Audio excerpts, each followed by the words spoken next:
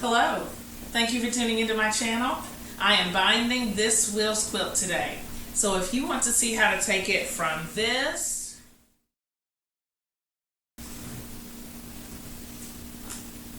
to this,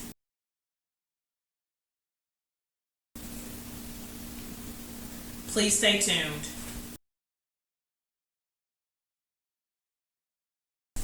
This is the Will's quilt. I've been working on it, I think, since maybe February, and it's May now, so I've been working at it for quite a while.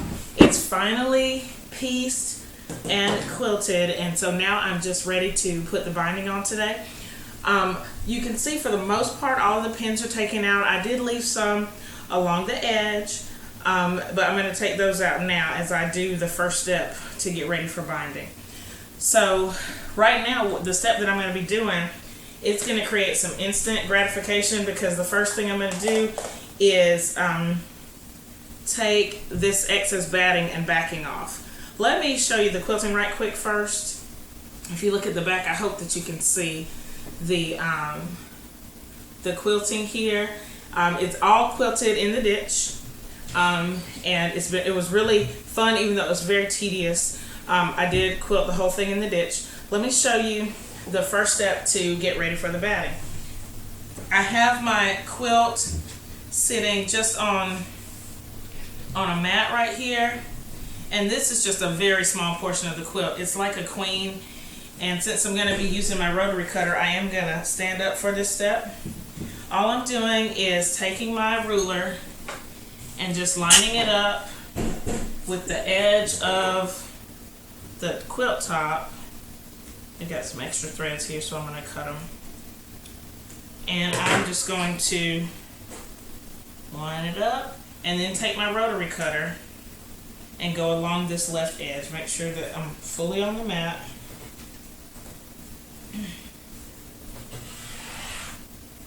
And again, this is instant gratification, because it's going to go from looking a hot mess to hopefully looking like it has some form. So this is the first step. You can already see like it's worlds better just by making that one cut. I'm going to finish this, and then I'll come back to show you how to get that binding ready. So I finished cutting off of the excess batting and backing off of the quilt, and so now it's ready for me to put the binding on. Let me show you. I'll move this out of the way so that you can see the binding. This is a strip of fabric that I've pieced together. Let me get to one of the joins. I pieced them together with a 45-inch, a seam at a 45-degree angle, and then I pressed it in half. So I think this one is 11 strips long with the fabric, and they're 2 1/4 inches wide. I like for my binding to be 2 1/4 inches, so it'll be really tight on the quilt. There are a lot of people who prefer a 2 1/2 inch binding. I just happen to prefer 2 1/4. And I made this, actually, the reason I'm not doing it on camera is I made it actually even before I purchased the backing, because this is excess sashing fabric. So you'll see this fabric in some of the wheels, and so I had some left over, and I decided to use it for the binding. When I apply it to the quilt, I'm actually going to do it onto the back, and I'll show you this at the machine, but typically there are 2 ways that you can do binding. If you want to finish it by hand, you can bind it on the front and then fold it over and finish it with your with hand stitching. I need this quilt in 2 days, and so I am ready to be done with it. So I'm going to bind by machine, starting with putting the strip on the back, and then I will fold it over and do the front. Let's go to the machine, and I'll show you how to do that.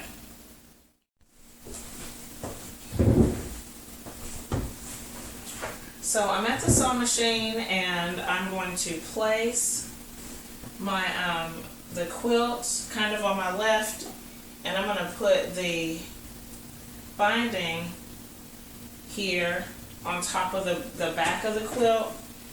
I put my 1/4 inch, well no I didn't, I'm going to put my 1/4 inch foot on the machine. Right now I have the open toe foot because I got ahead of myself and did the next step that I'll share with you in a little bit.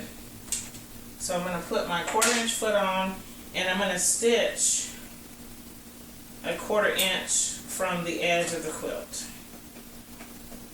Okay, I like to start in the middle of a side, it doesn't matter which side, and I'm going to leave probably about a 12-inch tail when I start.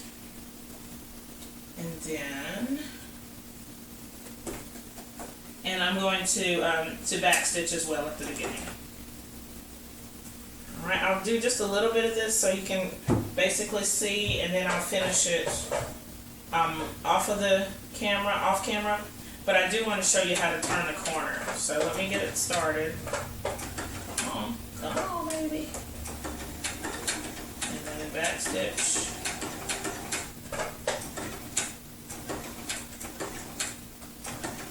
And then it's going to go kind of pedal to the middle until I get to a corner. So I'll show you, I'll stop when I get to the corner and show you how to turn the corner with this. So I'm coming to a corner of this, of the quilt, and this will kind of show you a little bit of the process. It's like kind of hold it and then set a new strip and all that. So it takes a while to get the binding done. But what I'm going to do is I'm going to sew to about a 1/4 inch from the edge. Then I'm going to back stitch and take it off the machine. Here we go. And I've kind of marked it with my finger here. You can mark it with a pen if you want to. I'm just kind of resetting my fingers. And then when it gets to about a 1/4 inch, back stitch. And then I'm going to lift the pressure foot and take it off of the machine so that I can miter the corner. I'll cut the threads. And then what you'll do is turn the quilt 90 degrees. And then I'm gonna flip the other end of the fabric up so that you have a 45-degree angle here, and then back down. And when I start stitching, I'm gonna start at the edge and then back stitch. Okay, let me show you that again. So it was like this, and I back stitch here, give it a 1/4 turn, lift up the fabric to make that 45-degree angle, and then put it flush with the fabric again. And then when I start stitching, I will back stitch, and that's going to create the miter. You really won't see it though until we flip it forward to the front. Okay, so I'll finish this up, and then I will show you how to end up. Most of this border or binding is already on here. I left about 8 inches, 6 to 8 inches open, and so when I got to the edge here, where I stopped sewing at the top, I back stitched a little bit because I need to figure out how to make these end pieces meet. So what I'm doing is I already cut this one because it was a little bit too long, and all I'm going to do is overlap the top fabric over the bottom fabric 2 1/4 inches. I'm overlapping the width of my binding. So 2 1/4, and I just put the ruler there to kind of measure, and then I'm going to cut. Okay, and so you can see here that it overlapped 2 1/4 inches. One time I cut it short 2 1/4 inches, and so I had to fix it, but this time I didn't have to do that. And so the next thing that I'll do is I'm going to open out both ends, and I'm going to lay them right sides together at a 45-degree angle, like so. and then I have to check it because of where the seam is going to go, and see if I do it this way. I think that I did it backwards, because when the seams come together, because I'm going to sew it here, well no, I think that's the right way. So I put the bottom one on top, and then the top one. And then I'm just going to sew it from corner to corner. This is going to be very rough, but I think it'll be okay.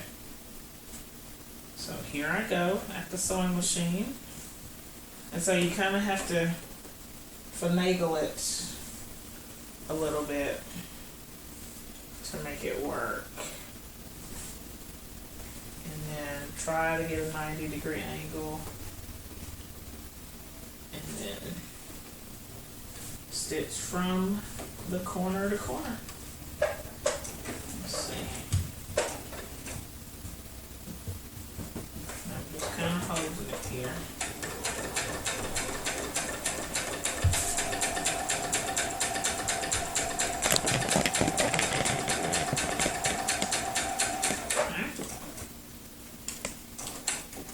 And now, before I cut the excess fabric off, I'm just gonna fold it down onto the binding and see if it fits, and you can see that that'll give us a nice straight line.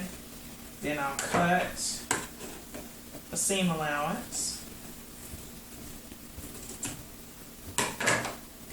and I'm going to stitch now the rest of the binding. I am going to back stitch at the beginning and at the end, just to keep it straight.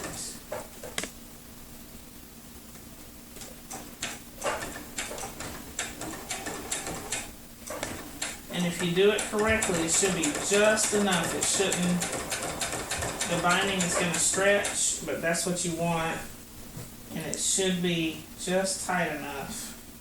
And I'm just kind of pulling, I'm pulling the quilt, but it's stretching out that binding, so it should fit perfectly.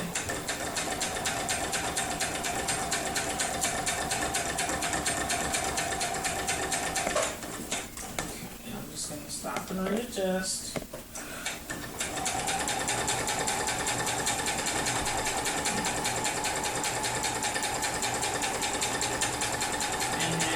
To the first seam, back stitch just a little bit. So I have the binding on the back. So now I'm going to flip it over onto the front of the quilt, and I'm going to turn the whole quilt over. And I'm actually, for this part, I'm going to start kind of at the bottom because I want to get the miter in as well. So all I'm doing is, to do the top, I'm just going to flip over the binding so that it covers that top set of stitches. And you might not be able to see it because it's the same fabric. But that's all I'm going to do. I'm going to change my foot to an open toe foot. You could do this with a walking foot, but I just prefer the open toe foot. I feel like it gives me a little bit more leeway to do what I need to do. So here we go. Starting at the bottom, just because I want to get this miter in.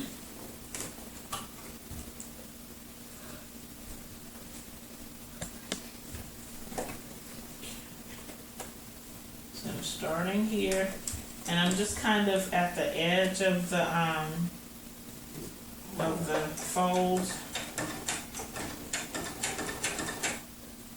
and I'm just going to kind of hold it down, and this is like a constant readjusting and all that. Okay, and then when I'm almost to the corner, I'm going to go ahead and fold the bottom part up, and it's going to secure that miter. And what I want to do is I want to get it at the perfect point with the needle so that I can pivot just right. So here we go. Stitching, stitching, stitching, and holding, and stitching, and holding. And I'm just raising the presser foot for a sec to get, because it's kind of bulky. I didn't cut that corner at all, so it's going to be a little bit of bulk there. And then just stopping to readjust as you need to. Because I just want to get it at the perfect point.